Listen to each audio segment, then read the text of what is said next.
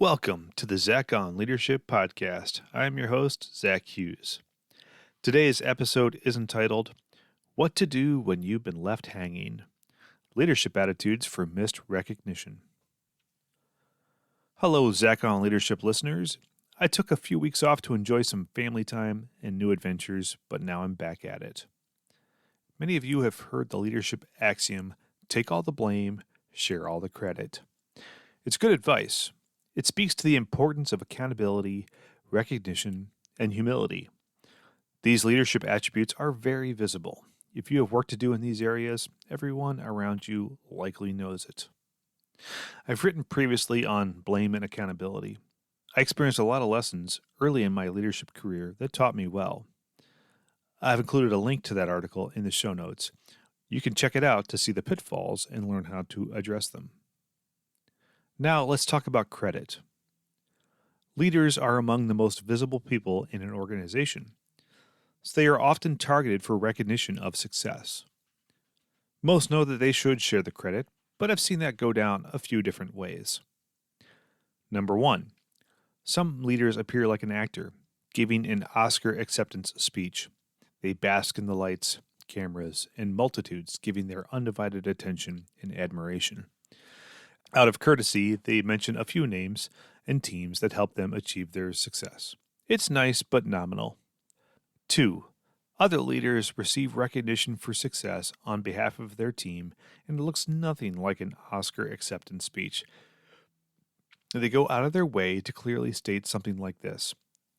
No, really, folks, it's not me, it's the team. They are amazing. It's my privilege to lead them. I'm just here as a representative of all of their amazing work. If given the opportunity, try to be more type 2 than type 1. Everyone will see the difference. Now that I've covered all the right things to do, let's discuss a more difficult question. What if you're not even in the room? What if you or your team was completely bypassed in the whole giving of credit thing? You feel like Tom Brady looking for a high five, but you've been left hanging. It happens. As I've observed, it's not usually due to any malintent. Recognition can be hard to get right, and most people honestly try their best. The best thing to do is let go of it and develop a better mindset. Before I make those conclusions, let me share some background that'll help. I've spent most of my career behind the scenes. It's only in the past few years that I've been immersed in customer-facing and business-facing roles.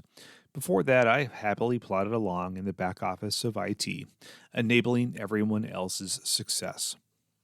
Roles like that come with plenty of blame when things break and not a lot of recognition when things go well. I think that conditioned me to work well in large and complex organizational initiatives. With that, here are some principles that I've learned. Number 1. Consistent performance over time is better than heroic achievements. Heroics are very memorable, but it's more sustainable to work towards predictable value delivery. Number 2. Reputations are better than awards. Performance over time earns trust, and people won't forget that they can count on you. Number 3. Motivation is inherent in the work, not dependent on the recognition.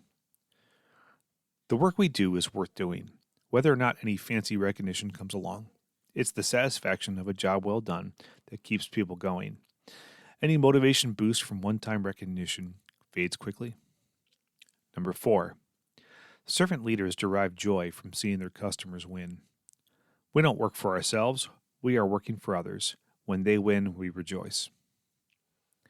Number 5. It'll all work out in the end. Nothing good will come from the bitterness or jealousy of missed recognition, but everything good will come around eventually that is seeded by an attitude of humility, generosity, and gratitude. Some of you may be wondering if something happened recently where I was passed over for recognition, and that's why I'm talking about this. No, that didn't happen. I just recently observed that some teams have really healthy attitudes about this, while others really struggle. I thought I'd share this podcast episode to point the way for all. And that is all for this week's episode of the Zach on Leadership podcast. Thanks for listening.